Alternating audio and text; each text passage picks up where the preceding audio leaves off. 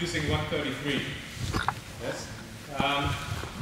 The second, what I wanted you to see is that fighting is, other than we were thinking, not about cutting from ward to ward.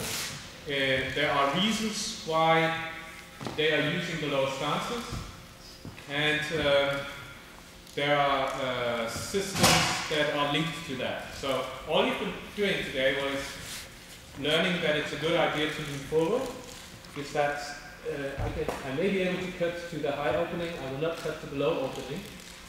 Okay, so that's linked to the length of the weapon. So if you've got blades which are shorter than, say, 85 centimeters, go down. It's a good idea if you've got a buckler.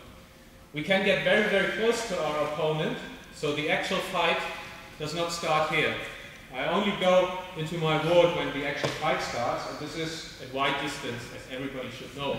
So I don't bother, and when you look at our videos, when we go at each other, we don't bother with wards very much. Yeah? I don't know, has anybody seen the box fight with Klitschko?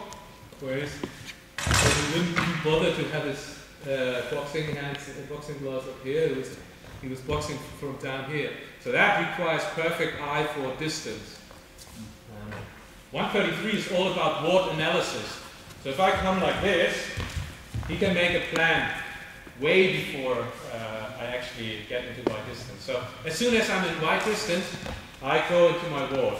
And I only go to the ward with a plan, so I pass through my ward and strike at him. Wards are not for fight. It's not like wards have been invented first, and then they thought like, that's quite a cool stance. What can we do from here? It's the other way around. People hit each other in the head, and other people were trying to figure out what are the principles. Okay, that's what we've been doing today. So, and then he said, wait a second. If you hit somebody in the head from your sword shoulder, you always pass through this position. Okay, let's call this a custodia. Right? It's not like you learn sword fighting by learning custodia or learning guards. It's also, everybody says, even Maya says, you don't linger in a ward. You pass through the ward. And then you see people standing in wards all the time. I don't think that's what it's supposed to be. I think you go to the other person and hit at him, and while you do it, you just pass through the ward. Now, that's what we've been doing. We just went in there and used plan A. And when you go to a fight, you have to know your wide distance. That's the only distance that's important. Here I'm at my wide distance and cut at him. And you can read a book about Zen and stand on one foot until he gets close to wide distance, then it's a good idea to do something. Actually, there is a butler picture where somebody's standing like this against somebody in a different ward. It's Italian, of course, but I don't know what it means. He's standing like this, and the other one is, I think, can't remember his ward, but one is standing like this. So who knows what that means? Anyway, so if the fight is confined to this little box, yeah, it's stupid to cut from ward to ward. So it's stupid that when I have attacked him here, and this didn't lead to anything, cut back to a ward. I have to, if I want to go to a ward, I have to go back to wide distance, right? Wards are for wide distance. Wards are not for mid distance or anything else. So when he cuts at me and he does as the priest says, and does not end his action in a ward but in a long point-ish situation, and I go back cutting into my ward, we are in a situation which is kind of crappy for me. Now 133 knows how to deal with that situation too, but this is probably going to end with me dying because his point is so close to my face. That's called centering, confining the fight to a little box and working in this box. And if you look at what's his name? Magnus Eriksson's Landslag. That's 30-50.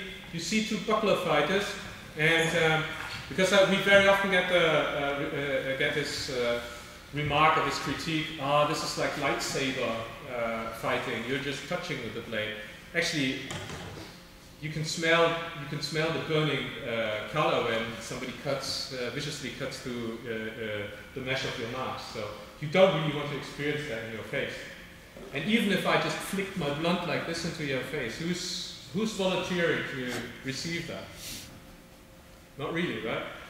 And particularly with a sharp, and particularly using body power, this is really bound to end a fight, or at least to collapse the internal structure of your opponent. So these little cuts that you can do when you learn how to work with centering, these little cuts there are going to put a lot of pressure on the opponent, and you see that it's not going to chop off his hands or something. And you can see in the picture in the manual I was just referring to that they already have, like, everybody's got like 3 or 4 cuts on his arms and on his hands. They're still fighting, sure. So, but that also means that they're not going for the executioner's blow. It's probably a lot of these little slices. However, yeah, it's actually a buckler guy against a longsword guy. It's not 2 buckler guys. Nevertheless, both of them have these cuts. So these slices is probably the way to go, even though they are not as devastating as going for the Conan whacker. If you get somebody with a Conan whacker, of course you have to be prepared for somebody doing this. At our club we do a lot of centering, and then when I went to the States, I thought there were a couple of people I wanted to fight, and I was really impressed with their fighting. And then I was up against Paul Wagner, and I have to admit, I was never very impressed by his videos. But he was the hardest nut to crack, because he fought in a completely different way. I just wasn't used to it anymore. A good fighter would be prepared for something like that. But I always try to remember the first fight when I come up against somebody. I would have definitely been dead after that one, because he just did what I said he should not do. He just like, wham, hit me on the head, end of story. Okay? Of course you have to be prepared that somebody hits hard. But after I recollected myself, I just remained true to my principles, and then I got it a couple of times. But the first fight, that's an important one. So, okay, now here's something which we're going to, or those who will be with us on Sunday are going to look at, and that's actually 133. But I don't want you who are not coming to go without having an idea what 133 is actually about. 133 is a tactical approach which uses the knowledge of words. All right. So today we have learned some words like, for instance, attacking the shield side. So I go to the field, I fight Toke, and I attack the shield side by cutting from first ward, which is a cool idea in any shield fighting. We've got similar cuts in Talwaffer's judicial shields, where he tries to, with the gestreckter shield, attack the weapon side. Now, usually, when do I know what he's up to? At which distance, when 2 guys with sword and buckler, or with any weapon, have a go at each other, at which distance do they adopt a ward? Why distance? Right. Because that's the distance where you're so close that you can actually hit him in one instant, in one fencing time, in one tempo. So that's the important one. That's when I know what he's up to. So that applies to both of them, right? At what distance? Freeze frame.